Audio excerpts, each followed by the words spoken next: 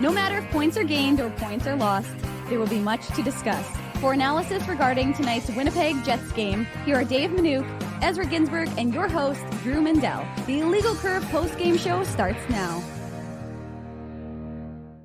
Good evening, Winnipeg.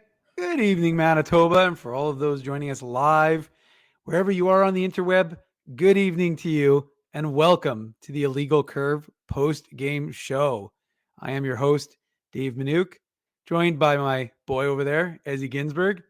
Drew is away from the show this evening. We're giving him the night off, and it looks like he's going to go with the Jets and take the rest of the night off, much like they did for our vast periods of that game, as we were, of course, at Canada Life in our seats in the press box, but through the magic of a vehicle, we managed to get here for the third period and watch that game. So what was your takeaway from the first shutout of the Jets? The Jets have suffered this season, falling to 10-5-1 after the Penguins took it 3-0 here in Winnipeg. The Jets had chances, Dave, but they just couldn't finish. But, unfortunate second sellout. The crowd tonight was lit. It was raucous. Mm-hmm. People were excited. We were noticing more Penguins jerseys, I think, than we saw last time the Penguins were in town. But, unfortunate that, they couldn't take advantage of the Saturday night national TV crowd and sold out crowd, as we just mentioned. It just was a game that just seemed a step slow. You had no shortage of chances, and the Jets had a couple power plays and they got some decent looks, but I mean, it just wasn't a very crisp game, as you like to say, Dave. And you just didn't have a lot of guys that seemed like they were generating a lot of offense. Loved Pierre-Luc Dubois' game, and we'll get into it a little bit later, right? He draws a couple penalties.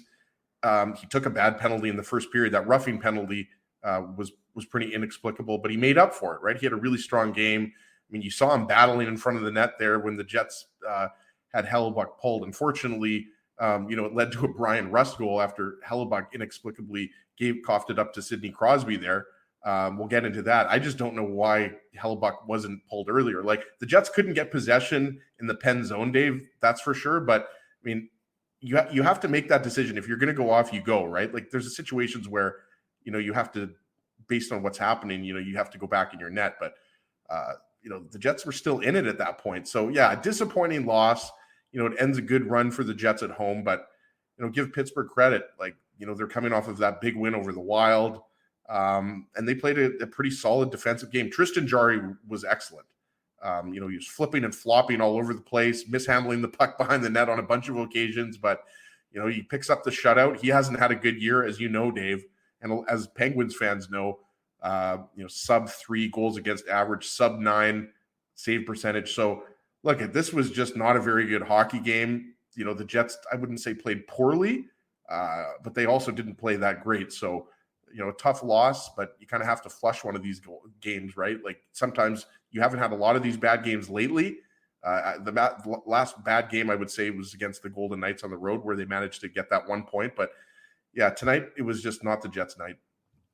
Well, I mean, and as it's interesting because if, it's not that long ago that we were starting the Illegal Curve hockey show, just about 12 hours ago. And now we're starting our second show of the day. But, we ended the show on the Saturday talking about the Nikolai Ehlers news, of course, the fact that, he'll have sports hernia surgery next week and, expected out. They expect him back for this season, but the expectation is that he could miss 6 to 12 weeks of the regular season. And I thought, talk about a game where you could have a guy who's a zone entry machine on your squad. You could really use a guy like Nikolai Ehlers. And tonight's game, I thought, was one of those because the Jets really they didn't attack with speed. And I think that's one of the things you observed and said to me. So I'm now stealing it from you.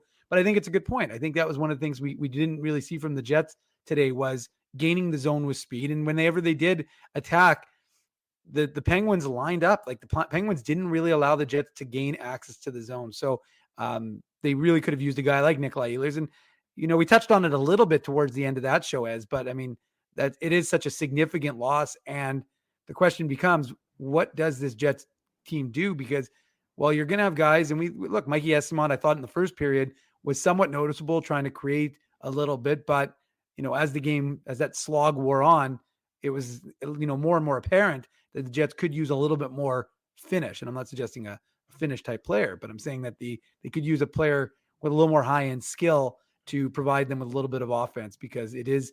And again, I understand that it's lacking because you're now committed to better defense. So when you're one of the best teams in terms of goals against in the NHL, we knew that was going to come with, a bit of a sacrifice, and that was going to be some of the goals that you've scored. And you look at Pittsburgh, as we discussed on the show this morning, they're like 64 goals for, before the game, and 62 against, or something along those lines. So, there's teams that have scored a lot more. They've also given up a lot more. Pittsburgh came in scoring quite a few goals, and obviously they got a few at the end. It was basically 2 empty netters, though. It was essentially a 1-0 game. But I don't know, like it is watching a game like that. Does that make you more or less likely to think, hey, the Jets are going to have to probably do something to bring someone in to augment this group?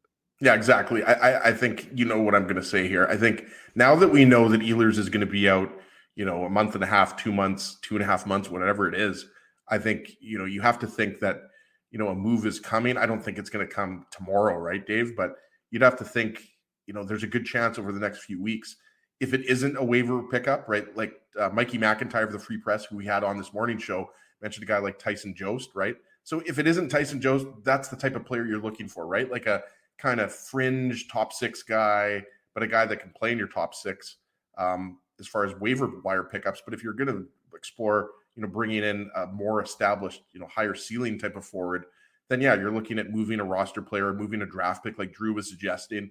But it's really tough to know when exactly that will happen, right? Like you're right, Dave, like you needed a spark in this game.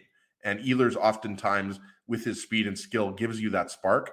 And I thought Scheifele, Connor, and Gagne, like, look, they had some chances. Like they weren't, 10 bell chances, but, you had, I thought a game like this as well, you could really see, that the third and fourth line wasn't creating a lot of offense, right? And, I mentioned this to you at the game, Dave, and I believe I've mentioned this on previous post-game shows. Like I like the look of the third line with Lowry, Manalainen, and Janssen Fjällby, but they're just not creating enough offense. Like they have the ability, to put the puck in there. I thought Lowry was excellent tonight, right? Like you saw him, on the back check, Crosby denying Crosby a scoring chance. Like he was really good tonight.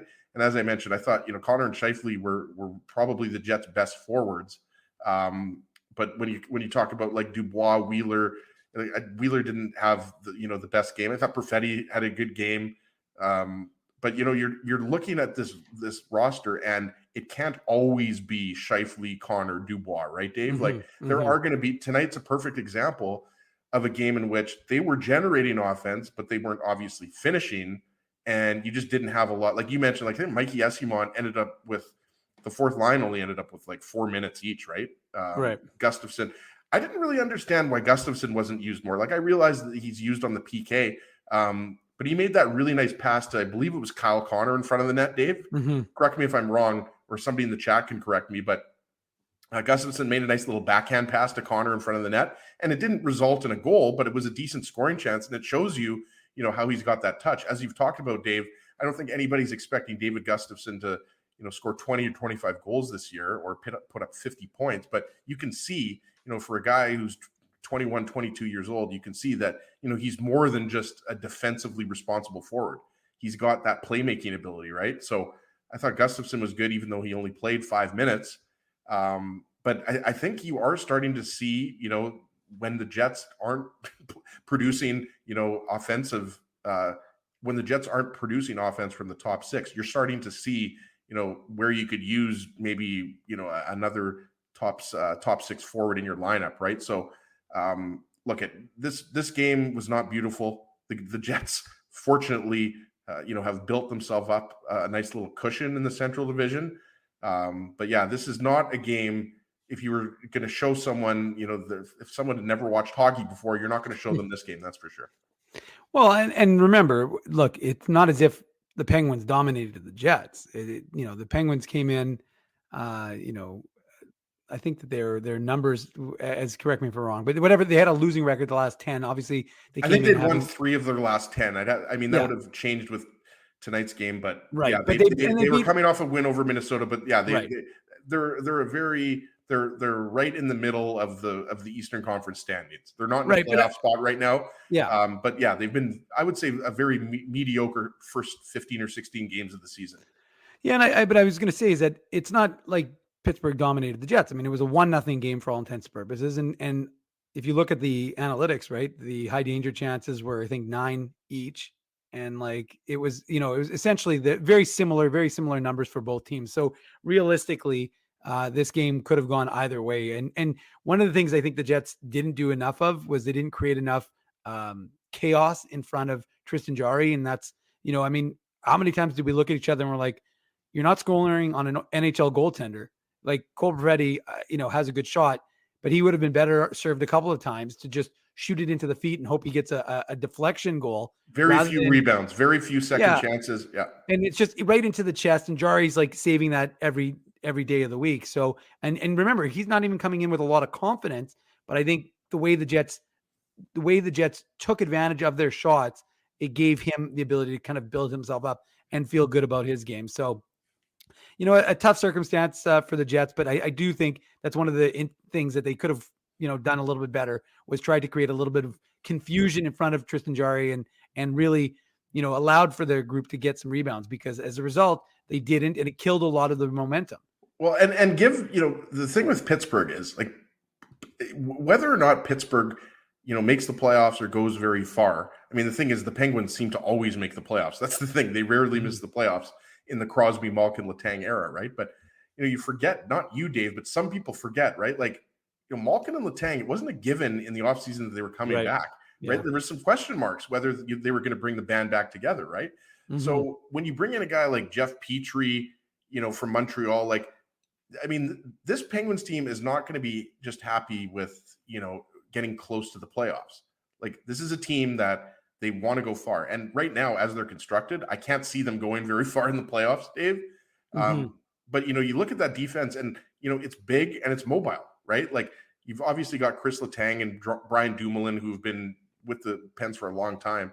But Marcus Pettersson, Jeff Petrie, Jan Ruda, like, these are big boys. Yeah. And I agree with you when you say, like, there wasn't a lot of net front presence for the Jets. It was a lot of, get the point, get the shot back to the point, or, shots that Jarry didn't give up a rebound. Mm-hmm. You didn't see a lot of magic down low. And you were seeing that quite a bit against Anaheim, right? Like, you were seeing those down low type of plays working. And so you give Pittsburgh a little bit of credit, even though they're, pretty mediocre. As I mentioned, mediocre is, I guess, my word of the night here, Dave.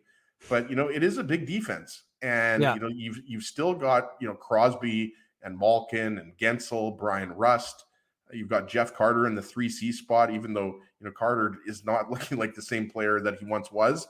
Yeah. But, good for him to continuing his, NHL career with the Pens. But it wasn't a very solid overall game for both teams. But the Jets just weren't getting a lot of second chances. And even though they had some high danger chances, it was just one of those games where they didn't have it. And, you got to move on to the next game and, kind of flush this one, as I said earlier. Well, and as before we get into the Betway game recap, which won't have a very long one, because unlike some games, there might be the shortest one we've done. Yeah, they're not a ton of goals to discuss. I thought what we should mention, because I like to mention things that we noticed in the arena. First of all, you're right. I think the second sellout of the season for the Jets, and you are 100% right in the sense that the atmosphere in the building, I don't know if it was evident to those who were at home watching on television, but it was a joyous atmosphere. Maybe it was a Santa Claus parade that took place on Portage earlier in the afternoon, but people were in a festive mood. There was a lot of excitement. You could feel a little bit of a buzz. Maybe that was carryover from Thursday, Ezzy, but it just felt like, oh, this is Saturday Night Hockey. Let's get rolling here. And the one thing I wanted to point out that I really liked was, and I've never seen this before on one of these Hockey Fights Cancer games, because it's actually not even the Jets Hockey Fights Cancer night. I think that's at the end of the year, at the end of November when they play the Avs. But I really liked that the players came off the blue line for the anthems and went around in a circle and kind of showed like an interwoven support, in the fight against cancer, because I thought that was very cool. I thought that, I don't know if that was scripted, because I saw pictures from other arenas. I didn't see other teams doing that. So I'm not sure how that kind of came about, but I thought that was pretty neat. I thought that was kind of show that there's, there are no teams when it comes to everybody's on the same team, I should say, when you're fighting cancer. So I liked that from the players, and I thought it was kind of a neat moment, if you will. Absolutely. True North did a great job with that. The NHL does a great job with their Hockey Fights Cancer events. And yeah, it was the energy was you could feel it. You could definitely feel it tonight. And it was one of those games where the play on the ice didn't match the energy in the crowd, right? Like it just didn't. And, even though Pittsburgh is one of those teams that, again, you kind of look at and you say, okay, the Jets are better than this team, but the Jets are without Ehlers and Barron and Appleton and DeMello, right? So like the Jets are hurting a little bit, whereas the Penguins are a little bit healthier, right? So yeah, good on them for getting the win. But it was one of those games where you kind of thought to yourself, like, when are the Jets going to turn this on here? And even like I was telling you, when we came back here and we're watching the game, like, it's like, okay, the Jets are going to pull the goalie with, 3.5 minutes left, and they're going to tie this game up. And I couldn't understand how there didn't seem to be enough urgency, with 3 or 4 minutes left in this game. And that's easy for me to say because the Jets were scored on with the empty net and they lost the game eventually. But it just, they couldn't get the puck deep there, and Hellebuyck couldn't get off. And then, he was about to get off, and then we know what happened on the empty net goal where he coughed up the puck to Crosby. So Ezzy, don't ruin the recap. We've only got 3 goals to discuss. So I mean, and 2 of them are basically empty netters. So if you're giving it away for free right now, it's no good. I forgot about the third empty netter. I mean, the third empty netter was like, okay, what was it with 2 seconds left or something like that? So yeah, I mean, again, the Jets have had a nice run, especially at home. Yeah, and like I don't think you can really extrapolate too much from this game in terms of things are really wrong with the Jets, because they could have easily, they weren't getting the bounces. Sometimes you have to just say that, right? Like they weren't getting the bounces. Was it the first period when it was, I believe it was Connor took the shot and the puck was just sitting there. Remember that? And the ref didn't blow the whistle. You thought Jari had it covered up. Like it just was one of those nights where the puck wasn't bouncing for them, and they just weren't getting as many grade A scoring chances as they were against Anaheim. They were getting shots, but a lot of them were, from 10, 15, 20 feet away. Right. So, I wouldn't be too worried. I still think you're happy, where you're at after 16. Well, let's get into it, Ezzy. Let's get into the Betway game recap, which is brought to you, not surprisingly, by Betway, one of the most trusted voices in sports betting, both in Canada and all around the world. Betway is the sports betting app that puts you, the customer, at the forefront. With a large selection of betting options in sports, as well as strong promotions and fair odds, what are you waiting for? Head on over to Betway and bet your way. Must be 19 years or older to play. Please play responsibly. Well, Ez, I mean, if you were betting on goals, you weren't making any money, because it took all the way to the third period, 53 seconds exactly into the third period before a goal was scored. And it was a bit of an unfortunate one, a bit of a, I think Jason Zucker caught Connor Hellebuyck a little unaware. Maybe he wasn't expecting that puck to come back to Zucker and to take that shot. But they score 53 seconds into the third period of a 0-0 game and break the scoreless. It wasn't scoreless. It was a score of 0-0 to take a 1-0 lead for the visitors. Yeah, I know you always hate it when people say scoreless. Yeah, that was a nice little give and go with Jason Zucker or Zucker. I always forget which one it is. Zucker's a guy that seemed to always score when he played for the Wild. If you remember, he scored right off of a faceoff. Yeah, that's going back probably 5 or 6 years now. But it was just a nice give and go, and it was a well placed shot. Like the thing with Zucker is like that's why they brought him back, right? Like is because he's a guy that has the speed, and that's the way the Penguins like to play. Even though the Penguins did not look like a fast team tonight, with the exception of a few guys. So yeah, it was a really nice give and go with Malkin. And we talked about, Malkin had those 2 chances in the first period where he looked like he was going to score. And that, to me, that was Hellebuyck's best work, was late in the first period there. I think there was about 4 or 5 minutes left when Malkin got those chances. Crosby got the chance when he stole the puck from Morrissey and went in. So, should Hellebuyck have saved that? Sure. But it's easy for me to say that to a guy who, right now is probably the front runner for the Vezina Trophy, right? I think he is probably, I mean, at the very least, Hellebuck has been a top 3 goalie, so far this season. So should he have had it? Yeah, but it's a pretty decent shot from Zucker. Well, and we should mention also, as like one of the things that wasn't really going was the power play, right? They had a couple of looks. It seemed like power play 2 might have had the better ones. Pierre-Luc Dubois continues. I mean, going back to the second period, because we have to talk about something in this game, but that's one of the areas that the Jets really do need to kind of get going. That's where you're going to build your success. Because if it's not going 5-on-5, how are you going to do it? Pierre-Luc Dubois takes the first penalty of the game, and then he draws 2 others. And that is one of the things that Pierre-Luc Dubois seems to be very effective at in his game, is getting under guys' skin and drawing penalties. And I even on the play where, he drew the penalty, tapped the puck to himself, managed to try and get a play, try and create something. He did seem to be kind of dragging the Jets into that fight, as they like to say. But that's one of the things that we are seeing more and more from Pierre-Luc Dubois, is his ability to draw penalties throughout the course of a hockey game.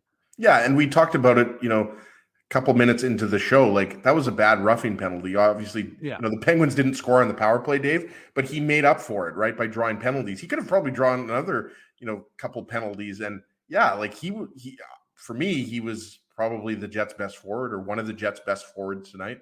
And that's to be expected. I mean, he is a veteran on this team now. It's not, even though he's only 24 years old, I believe he's 24 years old, 24, 25 years old. He's a veteran.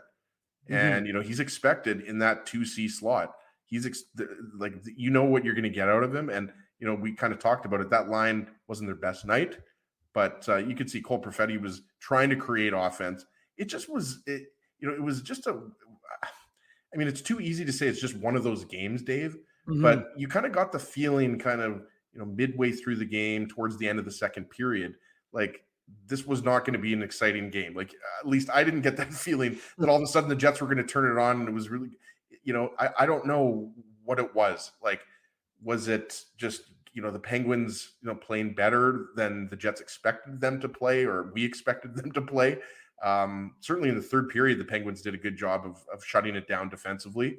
But yeah, it just, it didn't seem like you had enough guys creating offense tonight, aside from, as we talked about, Scheifele, Connor, and Pierre-Luc Dubois on the line with Wheeler and Perfetti. So yeah, you're going to have to go back to the drawing board, and, you've got a really tough game coming up on Monday against Carolina. Well, and, look, the reality, of course, is, again, in a 0-0 game through 40 minutes, it's not as if you're saying one team or the other is dominating, because, both goaltenders have played well to that point. And there were some nice plays, right? I mean, you got to give, even if we're not saying the Jets were super effective offensively, there were some nice plays defensively, I thought. And one specifically that I'm thinking of is the Cole Perfetti killing the 2-on-1, getting back just in time to get, and, good communication. I think Pionk was the defenseman who was back, and it was good communication by him to kind of direct Perfetti where to go.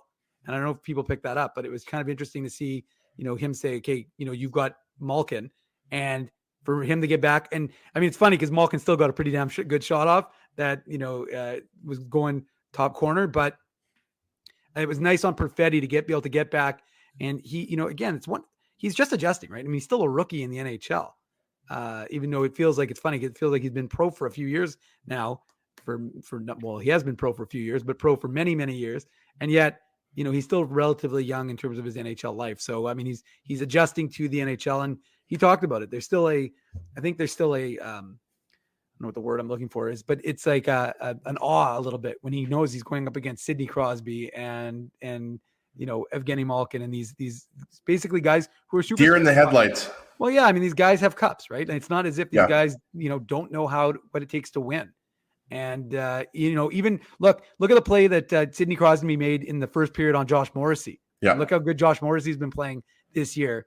And Sidney Crosby still can steal a puck off of you and make you look like almost like a rookie, the way he kind of had Morrissey turned inside out and managed to still create a chance. So, but again, you got to give credit to Perfetti for recognizing the defensive responsibility. And I think that's what we've seen from this Jets team now, is a much greater sense of, and we've been talking about this for a while now, but if that responsibility to get back, to cover for the defenseman if they're pinching or whatever it is. So I wanted to highlight that play by to me. No, it was Perfetti.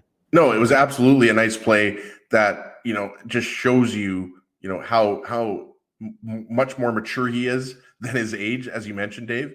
Yeah. And one thing I wanted to mention just overall about, the Jets forward lines and how they were creating offense tonight. Like, to me, this was one of those games where I think I would like to have seen a little bit more of that line blender. Like, it's crazy because we always used to say that Paul Maurice used to use the line blender too much. But to me, something needed to change with those forward lines, right, Dave? Like, throughout the first two periods, like going into that third period, to me, that like you saw, Scheifele and Lowry out there, both out there for some defensive zone faceoffs.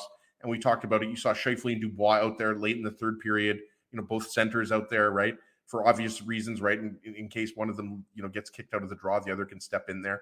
But there was just something tonight that was not clicking. Chemistry is a word I've seen a lot in the chat.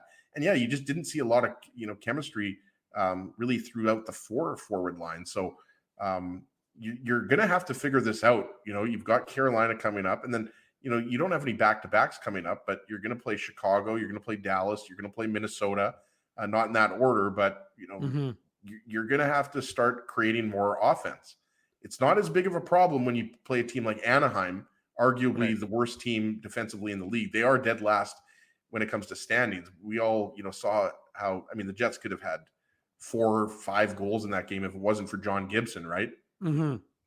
So that's one thing I would have liked to seen a little bit more, the old Paul Maurice line blender, just to get, something going. Because, with the exception of 3 or 4 forwards, like, we mentioned Kyle Connor was good tonight. Scheifele and Dubois were good tonight, but Perfetti, but yeah, there were, it was just too quiet from too many Jets players tonight. Well, Ezzy, I think I know the secret as to why the Jets lost this game. And I'm going to credit Mike McIntyre of the Winnipeg Free Press, because Mike tweeted out, the Jets are 6-0 when they do not sell out the building. They are 0-2 when they do sell out the building. So stop going to Jets games, fans. You've got to stop going to games, because clearly that is the difference. The other sellout.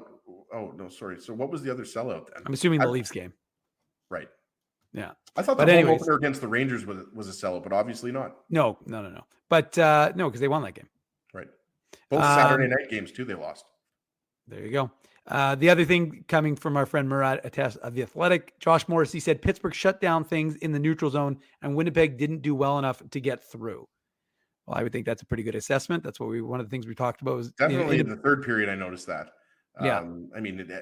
Throughout the game as well, but in the third period, they were putting up the old German wall, like you saw, in the Olympics, right?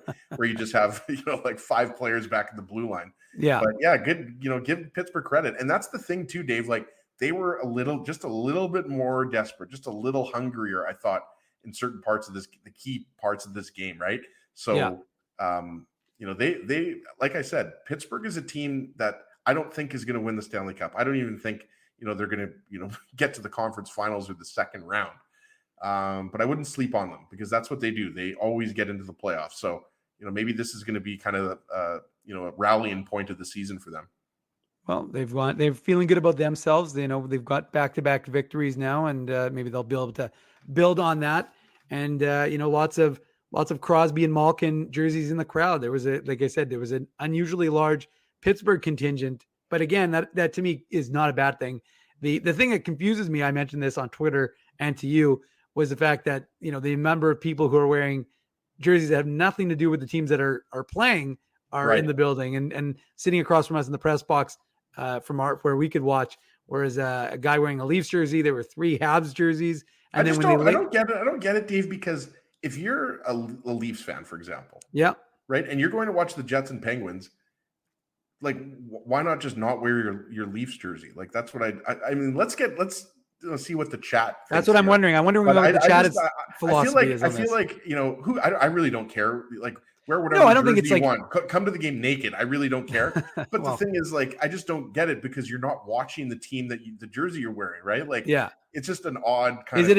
Is it a David Putty? Like, you got to support the team? Like, I'm just confused. Yeah. So, and the funny thing is that actually, because the Jets do that during the commercial break, they'll do like jersey fouls, like, why are you here kind of thing. And there was a guy wearing a Golden Knights jersey, and we think a Kings one. They showed it up quickly, so we're not entirely certain. But What would you see? Vinny's saying support your team no matter what. So maybe people just feel that, hey, if you got to rep the brand, you're going to wear it. I mean, I like it, Vinny. All right. That's there you go. There's the answer. Vinny's giving it to us. There we go. So, Earl would wear a onesie. I've got a Fireball onesie if you want, Earl, that you can throw in there. So, we've got that one. That'll be for a special post game. I think I was going to wear that. Wasn't I going to wear that as on the Halloween post game show? I believe so. Yeah. Yeah, I think I forgot. So now it's got to sit in the closet for another year. Anyways, we got to get back to this game recap. Oh, and one other notable fact, since there really weren't that many about this game, was the fact that Kyle Connor was playing in his 400th NHL game. And, it like I said to you. And Malkin, 999. Was it? Okay. Well, and it's funny because to me, the I feel like it was just yesterday we were watching Kyle Connor play at the University of Michigan and, getting hosed by not winning the Hobey Baker, but, just dominating pretty much every game for the Wolverines. And now, we've seen him quite a few nights doing that here for the Winnipeg Jets in the NHL. But, him already playing 400 games is unbelievable. Yeah, I would agree with that. And, coming off of the hat trick, he followed it up with a really solid night. It just didn't go in for him, right? Like, yep. We could sit here and analyze, some of his best scoring chances. I probably wouldn't remember them, to be honest with you, but it just, there were just not enough second chances and just not, enough offense throughout the lineup in general, right? Mm-hmm. So we talked about, some of the chances that Scheifele and Connor had and Dubois had, but it just, they didn't go in for them tonight. And, that's going to be the case in an 82 game season. You're not always going to be able to score 4 or 5 goals, right? So, yeah, I wouldn't be too worried about it. I mean, Carolina is a very good defensive team. But these guys aren't intimidated by, I think, anybody. Like the veterans of this team aren't intimidated by any one team in the NHL. So, I wouldn't be too worried about, the game on Monday or, the road trip coming up. It's just, yeah. Well, it's the first time the Jets have been shut out. We're not used to it this year, but it's a game in which, you're going to have to just forget about that one. Well, we went from 1 goal in the first minute of the third period, and then it took a significant amount of time for there to be another goal. Of course, I think there was about a minute 34, if I recall correctly, left in the game when the Pens got their second goal. The assists go Brian Rust, Sidney Crosby, Connor Hellebuyck.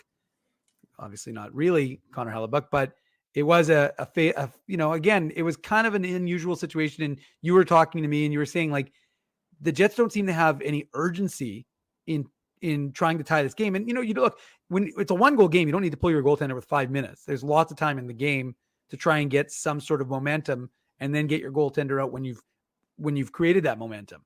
But at the same time, you need to have that urgency, that desperation. And we saw it, right? We saw it at the line. The Jets were trying to penetrate. They couldn't. The Pens, stood 5 across and really weren't giving the Jets the opportunity to gain access to the zone. But at the same time, as you and I were talking about it, like there just didn't seem to be a plan with Connor Hellebuyck to get him out of the net. And then when they finally did, he gets left in no man's land. And, with Sidney Crosby, the guy who's going to receive that puck, I mean, there's almost nothing that's going to. Did Hellebuyck not see him there? Like, I don't know if Hellebuyck, like he spun around and backhanded it right to Crosby. I don't know. I don't know what happened there. There was a very bizarre goal and obviously like a gimme for Zucker, right? But who was it? Zucker? No, it was Rust. Who got the first?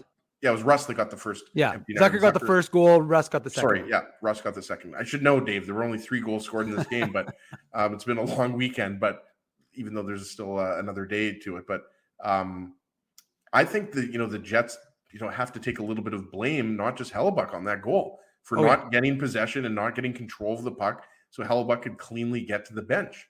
And again, we're not going to spend too much time on this. I just thought Hellebuyck should have been off. He shouldn't have even been on the ice at that point. He should have been off the ice a lot. There was a dump in. It was a soft dump in, and the Jets didn't have control, but it was deep enough that Hellebuyck could get out of the net. So, I mean, in that particular case, I just think, everything went wrong there, and the Jets just couldn't get anything established in the pen zone. But yeah, miscue, and Hellebuyck continues to struggle playing the puck. It's the one area of his game that he struggles with. I still think he's the best goaltender in the league right now, but playing the puck just isn't his strong suit. Definitely not. And of course, the Jets tried to call a timeout, tried to create a little bit of pressure. And I'm not going to ask you to break down the empty net goal with 4 seconds to go, but that was insult to injury, Ezzy, to end that contest for the Jets. And like you said, it's one of those games you just didn't have it going, and you have to, throw it out the window. And you've split the 2 games so far at home, and now you're looking to do better against Carolina and the homestand. Put this one in the poubelle. That's right. And no, Alan, for the record, I did not forget. Alan's jumping ahead. See, that's the thing. Alan's saying that I forgot to put in the code.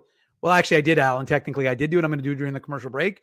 But you shouldn't be guessing anyways. It doesn't really matter because technically the postgame show isn't on till right now, and when it is, the illegal curve contest is running. So right now, the old one is still in effect. We'll have the new one. There'll be a new word. You'll get your points. Hey, look, if you sat through that game and you've sat through the Illegal Curve hockey show earlier this morning and you sat through the Illegal Curve post game with Ezzy and I for the first 36 and a half minutes so far, we appreciate that. We're going to give people bonus points. Actually, I'm going to make this one worth 15, not 10 entries. So bonus points for everyone. We also have a Tough Duck toque to give away. So yeah. Stay tuned for that. So the Jets lose. They fall to 10-5-1 on the regular season, and they will face the Carolina Hurricanes on Monday. Ezzy and I have lots still to say, so don't go anywhere. Spend your Saturday night with Ginsburg and Manuk. Smash the like button while you're waiting. Enjoy the commercials from our commercial sponsors, which are coming up on the Illegal Curve postgame show. Jerry Seinfeld, Chris Rock, Jon Stewart, Dennis Miller, Brad Garrett, the biggest acts and all the up-and-comers. They've all made their mark at Rumors Comedy Club, North America's longest-running independent comedy club. Rumors has kept Winnipeg laughing for over 25 years. When was the last time you laughed out loud? Make it a great night out with friends or book your office or birthday party, even a fundraising event at Rumors. Get all the details and dates on upcoming shows at rumorscomedyclub.com. He winds up. Oh, looks like Ezzy took that one right in the choppers. A blistering fast puck hurts like HE double hockey sticks. That's why I let the pros at Linden Market Dental Center turn my yow into wow. Get your brilliant smile back with state-of-the-art restorative and cosmetic dentistry from real pros. And remember, always wear a mouth guard. Now that's solid on ice advice. Learn more at lindenmarketdentalcenter.com. Creating smiles for life. Whoa, Ezzy, everything okay? You look stressed. Of course I'm stressed. We're moving, the house is upside down, the kids failed miserably at packing the fine china, and my life is in chaos. Chaos! Yes, that does sound like a problem. What am I going to do? Ezzy, relax. Rolly's Transfer Moving and Storage is the answer. With 60 years of experience in moving Manitobans and a track record of exemplary customer service, one call to Rolly's and your stress is gone. No job is too big or too small. Just visit Rollies.com and they will take it from there. Thanks, Dave, and thank you, Rollies Transfer Moving and Storage, online at Rollies.com. Dave, my man, why are you in the car already? It's hours until game time. Drew, it's because I'm stressed out right now, driving around downtown Winnipeg, looking for a parking spot, and I'm not finding one. I've lost Ginsburg. I don't even know where that guy is right now. Dave, haven't I taught you anything? Do what I do. Pre-book your entire month's worth of game day parking with the Grid Park app. It's super easy to use and saves me both time and stress. Well, Drew, I'm not independently wealthy like you are. So I'm sorry that I don't have millions of dollars to pre-book my parking month in advance. What's that going to cost you? $25? How about $5? Come on, $5? No way. $5. I'm not telling you a lie. And our listeners can get a free park with the new special promo code Illegal Curve. Guess what? There's more. Come on, there's more, Drew. You're lying to me. What more could there be? Grid Park now has underground parking, so my car can stay warm during the game. So wait a second. All the driving around I do, looking for parking, minus 40. You're telling me I could be toasty warm in a car after the hockey game? That's exactly what I'm telling you. Underground parking. Just download the Grid Park app. That's GRYD Park and use the code Illegal Curve. All one word. You'll park for free your first time.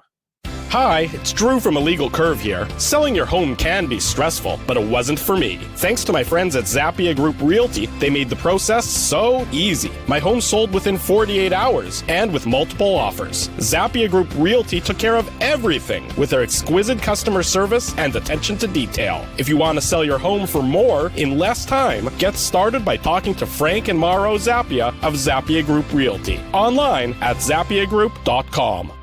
For 3 generations and over 80 years, Tough Duck has been making apparel that works and plays as hard as the people who wear it. From jackets to work boots and everything in between, Tough Duck's clothing can handle the harshest environments, even the Illegal Curve Hockey Show. Work to live, live to play.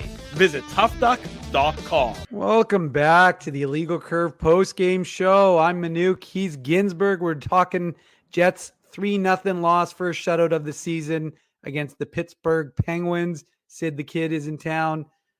Gino Malkin, a lot of excitement. Chris Letang, Jeff Carter. Those guys are pretty good. Still pretty good. Have a couple Stanley Cup rings amongst them. So that's not a bad little contingent that folks got to see. And we'll just end. We obviously the Betway game recap. Well, we have to do the Betway game recap. Was brought to you, of course, by Betway. It's simple, fun, and safe to bet with Betway. So head on over to Betway and bet your way. You must be 19 years or older to play.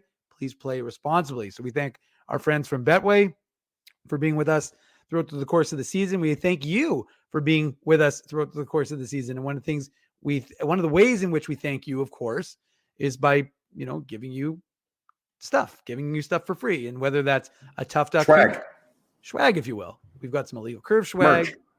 Merch. That's also a word we use for it as. So we've got the Tough Duck let's go in different order. As we're going to go Tough Duck hardest hitting comment of the day, and I've got it highlighted, or I had it highlighted. Now it's disappeared on me. Hold on, here we go.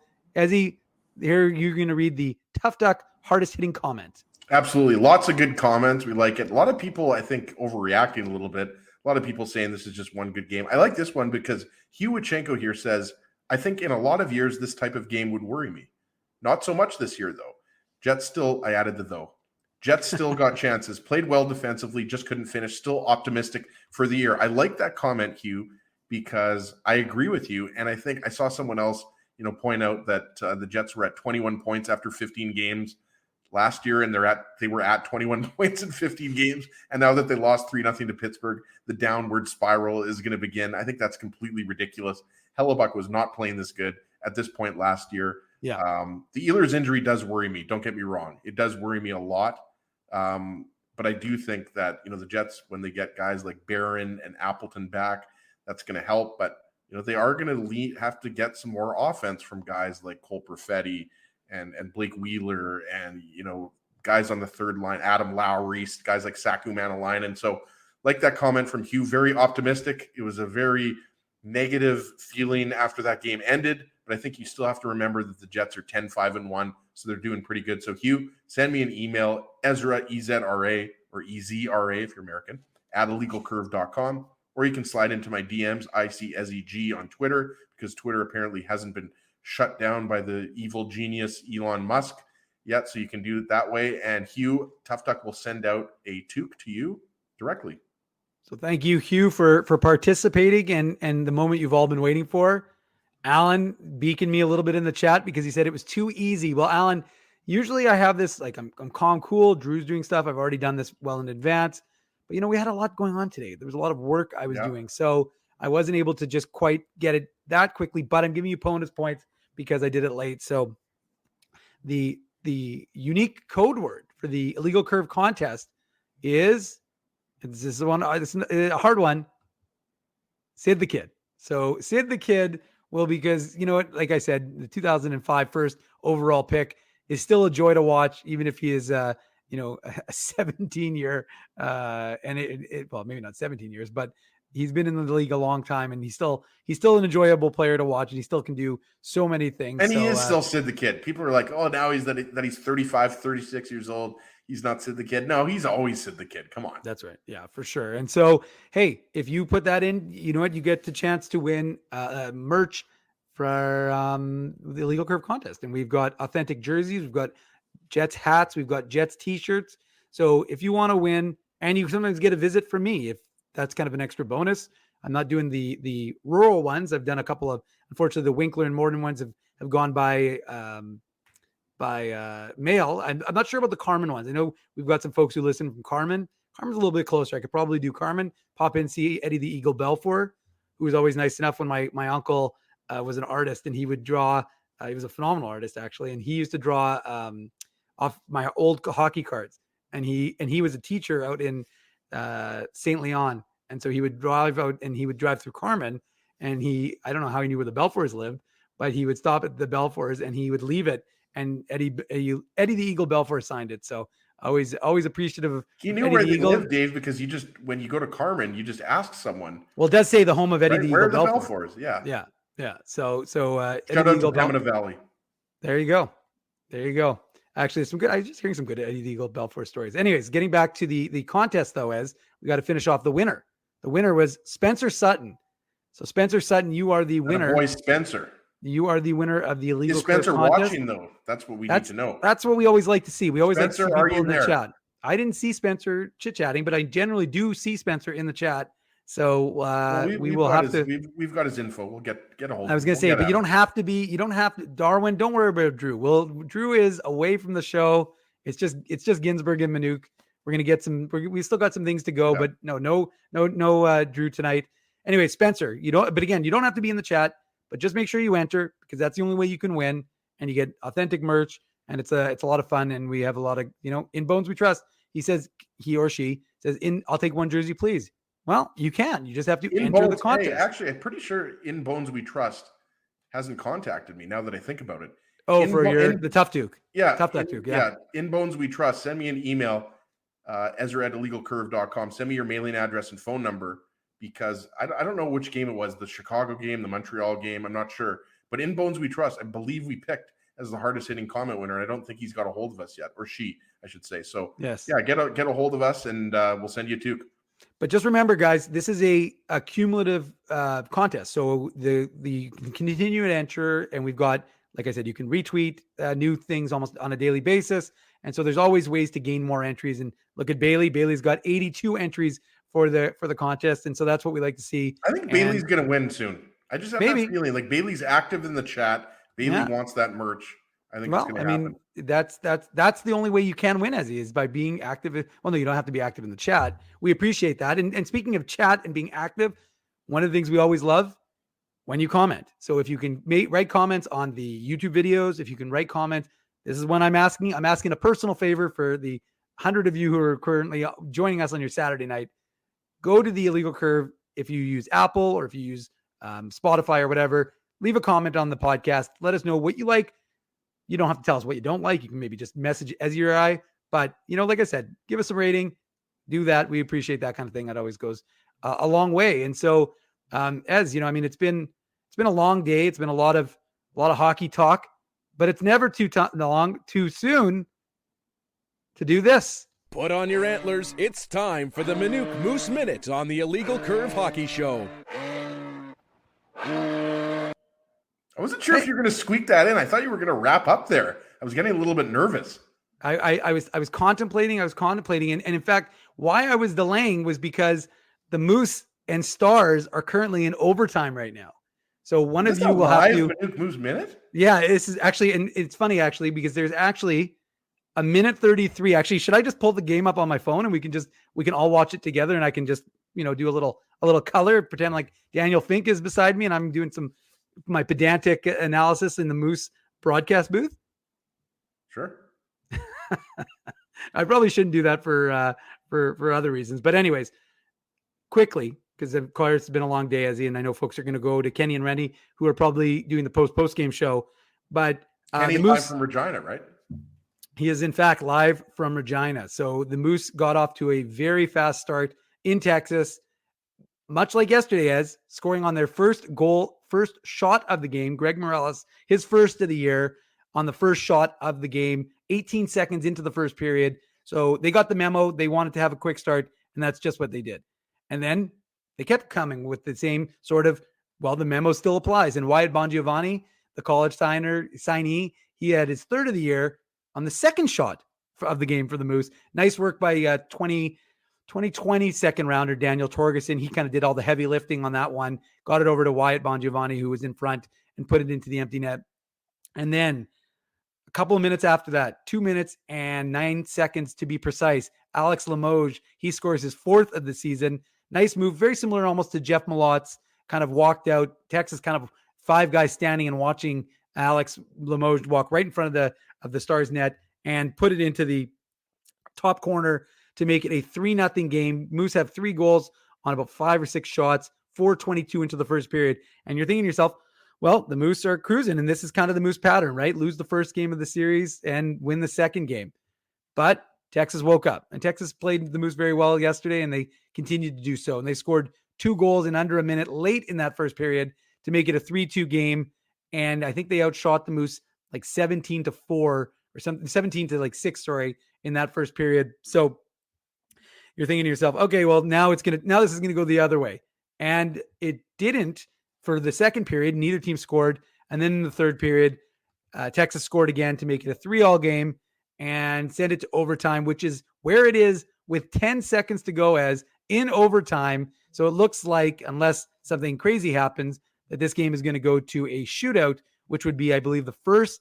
Yeah, see, Alan doesn't want me to do this because we'll be flagged for copyright violation. Well, Alex, the AHL and I have a good relationship, so I'm not so sure. We have a pretty good relationship with the Moose, so I think we're good. But yeah, I mean, anyway. So basically, Dave, do you have a quarter there or something like that? Just flip it up and we'll see who's going to win this game. Yeah, you're not a big fan. Ezzy is not a big fan of the shootout, so we will have to hope that the game ends in overtime, but it doesn't look like it's going to. It looks like it's going to go to a shootout. We're not going to do live play-by-play of the shootout, so the Moose will come away with a point, which is not a bad thing, at least, and maybe 2.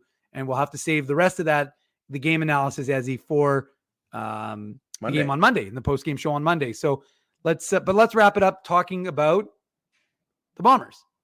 Bombers big Grey Cup game tomorrow against Toronto, and I know Drew gave it short shrift, even though Drew's like a diehard Bomber fan. I'm a lot less. What was that? Like, he left it for 2 hours and 2 minutes into the show. I had to push him to. And yeah, he would. I don't think he would have mentioned it if you didn't. So I mean, for the folks that are in the chat with us still, and we appreciate all of you joining us here on the Illegal Curve postgame show.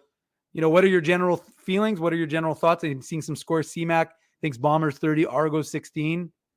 I saw Earl James. Earl's 31-13 Bombers. B. Henderson, that's a really bold prediction. 55-0 Bombers. So 55-0. Wouldn't that be nice? Yeah, that's a significant one. So the big thing is Zach Collaros is healthy. I mean, we all knew that in the West Final against BC, he couldn't finish the game, but he's healthy, ready to go. That's the most important thing.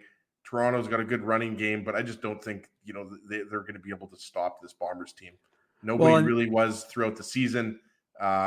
Expecting big things out of Brady Oliveira. He was excellent in the West Final, something like 155 combined yards, rushing and receiving.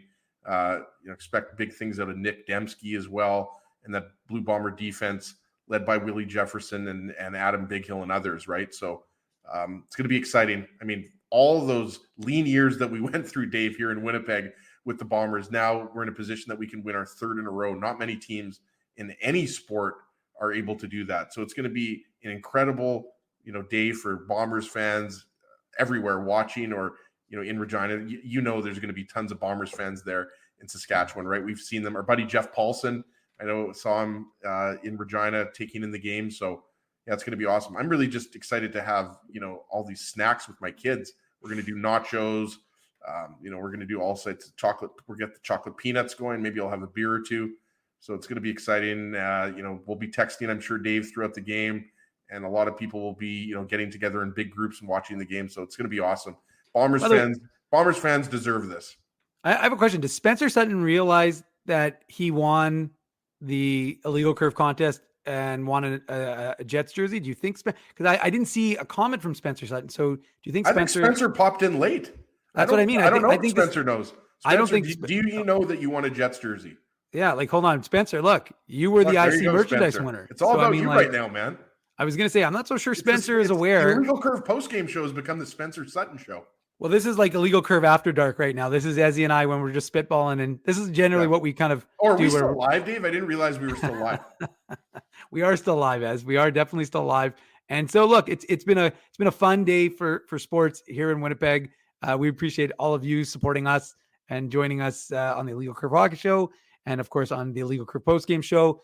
Jets lose 3-0 to the Penguins. You've got Moose and Stars tied 3-3 in a shootout. I'm watching it on my phone right now, so I got that going. We've got the Ice and what's the score in the Ice game? Do you know? I'm not. I know that someone been paying attention. Someone said it was 2-1. It was 2-1 for the Ice over Regina.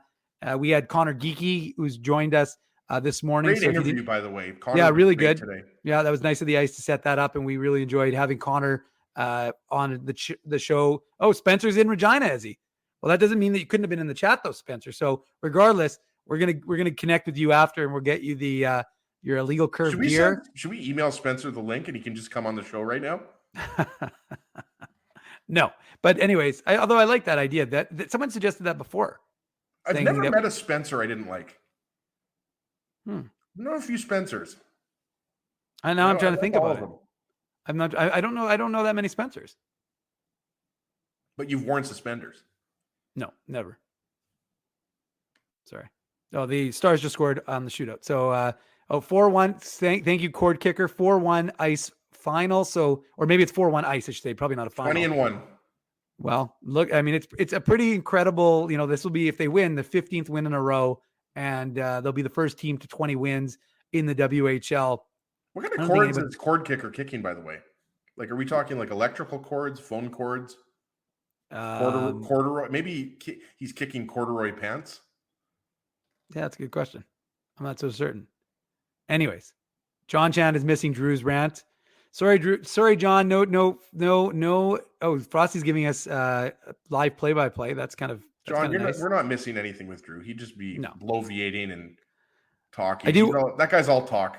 I do want to thank all of the Illegal Curve sponsors who make the post-game show, the Saturday show, and the website a possibility. Rumors Restaurant and Comedy Club, Linden Market Dental Center, Zappia Group Realty, Betway, Bernstein's Deli, Tough Duck, Boston Pizza, Seagram's, Rolly's Transfer, and Grid Park. Support these fine businesses because of their continued support of the Illegal Curve Hockey. By the way, Cord Kicker has said, I don't know if you have that comment up there, Dave, but he's saying guitar chords. So he's a guitarist. Oh, interesting. Like it. All right. Oh, by the way, Brad Lambert Rock and roll, man. Brad Lambert just scored on the shoot. Should we just keep doing this until? Yeah. Oh, no. So what is it, tied right now? It looks like I think it's 1-1. I think it's 1-1, and right now I can't see these jerseys they're wearing. They're the Salmonen made the save. So John Chan, we already gave the code. The code's already there. Sid the Kid. SID the THEKID. Sid the Kid. I kind of wish the AHL TV's got a good app, but I kind of wish that their app provided a little bit more information. Who's shooting this? Who is that? Left shot. Oh, it's Wyatt Bongiovanni. Wyatt Bongiovanni scores. Wow. Okay. We've got 2 goals for the Moose. Salmonen needs to stop the next one and then it's over. Right? I think so. I believe the Moose will win I think he scored. It's kind of hard actually. I've got the sound muted for obvious reasons, folks. So I'm not entirely certain what's happening right now. I don't have a live tracker. Oh, they score. No, they don't score. Hit the crossbar. So it looks like, come on, Frost, someone give me the insight. Because, I'm not listening with sound here, folks. This has got to be riveting television to be watching. Kevin Stenlund is up right now. He's feeling good about his game. Got boarded a couple times. I think he's going to score. I like how as he's talking.